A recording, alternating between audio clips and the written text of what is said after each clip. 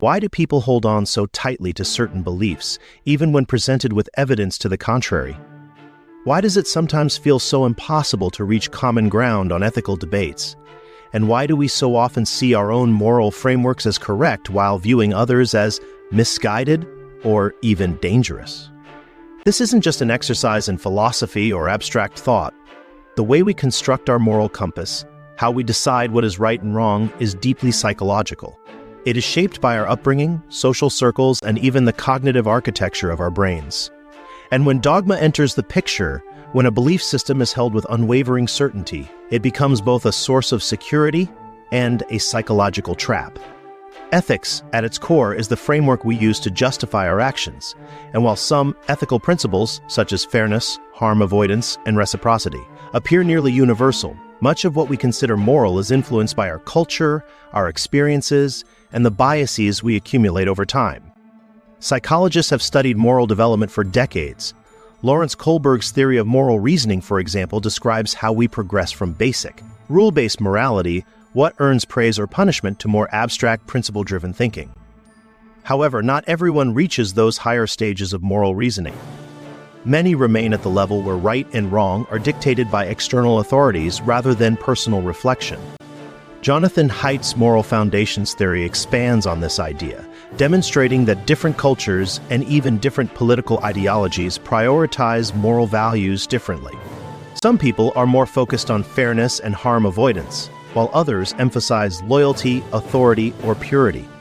This helps explain why ethical disagreements often feel less like rational debates and more like deep-seated emotional conflicts. Ethics, then, is not just about what is right and wrong in an objective sense. It is about identity. People do not simply hold moral beliefs, they define themselves by them. And that is precisely why challenging someone's ethical stance can feel like an attack, not just on their reasoning, but on who they are. If you take a moment to reflect on your own moral beliefs, where did they come from? Did you actively question and refine them over time, or were they absorbed from your upbringing, religion, or cultural environment? And more importantly, if you were confronted with compelling evidence that contradicted one of your core moral beliefs, how would you respond? These questions lead us into the next challenge. Why do we cling so tightly to beliefs, even when they no longer serve us? If our ethical frameworks are shaped by our upbringing and experiences, why do some people defend their beliefs with unshakable certainty, even when faced with strong evidence to the contrary? The answer lies in dogma. Dogma is not just a set of rigid beliefs, it is a psychological mechanism for avoiding uncertainty. When people accept a belief as absolute truth, they remove the need for constant questioning and ambiguity. And certainty, from a psychological perspective, is a powerful sedative. One of the best explanations for this comes from terror management theory, which suggests that much of human behavior, including our moral certainty, stems from an unconscious fear of death. Accepting that everything is uncertain, that morality is complex and evolving, and that there are no absolute guarantees in life is deeply unsettling. In contrast, a rigid belief system provides a structured way to navigate the chaos. This is why challenging someone's deeply held beliefs often provokes an emotional reaction rather than a rational reconsideration. To question a core belief is to threaten not only a person's worldview but their sense of security.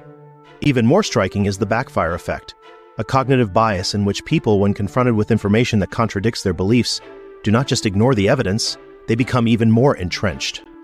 Take, for example, conspiracy theorists who believe the moon landing was faked. Present them with overwhelming evidence, historical footage, interviews with astronauts, and scientific explanations, and instead of reconsidering their stance, they double down. Why? Because their belief is not grounded in logic alone, it is intertwined with identity, trust, and emotional investment. Even among highly educated individuals, dogma can take hold. There was a time when I myself held a strong ethical conviction that I considered unassailable. I had my justifications lined up, my reasoning seemed airtight.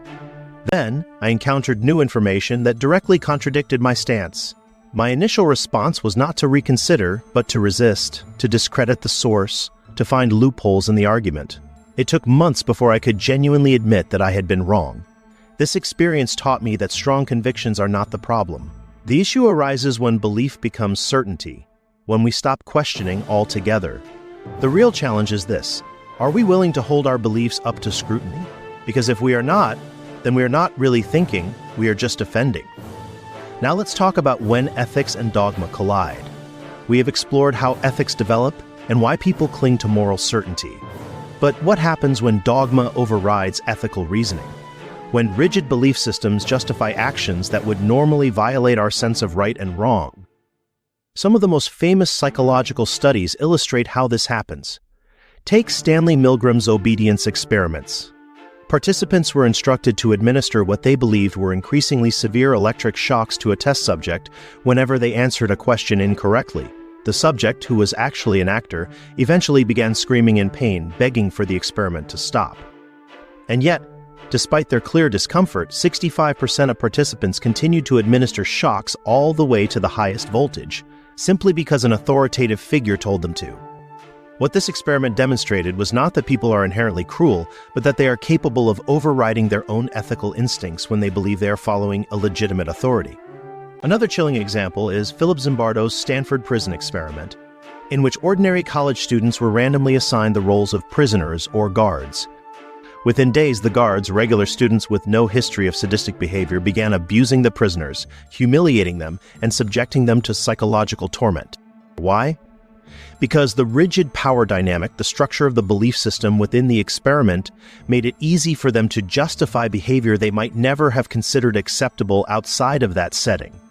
These studies reveal something uncomfortable. People do not necessarily do evil because they are evil. They do evil because their framework for moral reasoning allows them to justify it. History is filled with large-scale examples: wars fought in the name of righteousness, laws that dehumanize entire groups, harm inflicted because it was framed as the way things are done. But it happens in smaller ways too. How often do we see cruelty justified because the person deserved it? How often do we dismiss perspectives outright, not because we have engaged with them, but because we have already labeled them as wrong or beneath consideration? When ethics becomes rigid, it ceases to be ethics at all. It becomes justification. So, what is the path to ethical growth? And if dogma traps us in rigid thinking, how do we break free? The key lies in psychological flexibility, the ability to update our beliefs in response to new information and perspectives. This does not mean abandoning conviction, nor does it mean being indecisive. It means recognizing that certainty is not a prerequisite for integrity. One of the most valuable tools for this is intellectual humility, the willingness to acknowledge that our knowledge is incomplete. Research has shown that people who score high in intellectual humility are better at critical thinking, more open to opposing viewpoints, and less susceptible to dogmatic thinking. Another essential trait is moral imagination, the ability to see ethical dilemmas from perspectives beyond our own. Many of the world's most divisive conflicts are fueled not by evil intent, but by an inability to engage with complexity. So, here is the challenge. Pick one of your strongest moral beliefs, something you feel absolutely certain about. Now ask yourself, where did this belief come from? Have I truly examined it from all sides? Is there any argument that would make me reconsider? Because real ethics is not about standing still. It is about growing,